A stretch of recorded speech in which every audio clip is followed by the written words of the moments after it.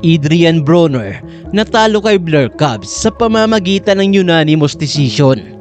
Pero bago yan ay una munang tumihaya si Adrian Broner matapos siyang pabagsakin sa round 2 nang tamaan ito ng isang sulit na kaliwang kamao mula dito kay Blair Cobbs. Nagawa pa naman na makatayo nitong si Adrian Broner para tapusin ang laban. Gayunpaman ay kitang-kita sa kanyang mga galaw ang labis na pagbagal nito na malayong malayo na sa dati nitong postura. Dahil na rin siguro sa edad at sa mga bisyo nitong si Adrian Broner, marami ang nagsasabi na panahon na upang magretiro itong dating 4 Division World Champion. Frank Martin gugulatin daw ang mundo at tatalunin si Tank Davis. Ito ang paniwala ng dating Unified Welterweight World Champion na si Errol Spence Jr. na kilala ring matalik na kaibigan nitong si Frank Martin. Sinabi ni Errol Spence na mas higit ang boxing skills na meron itong si Frank Martin kumpara sa lahat ng mga nakalaban noon nitong si Gervonta.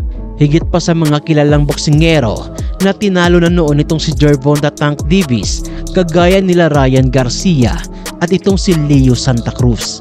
Kaya malaki ang paniwala nitong si Errol Spence Jr. na ito na ang pinakamahirap na laban para dito kay Tank.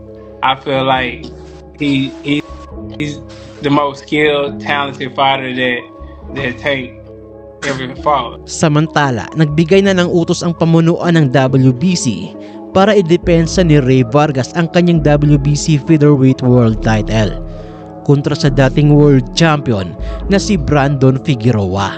Matatandaan ang dalawang boksingerong ito ang mga tumalo dito kay Mark Magsayo.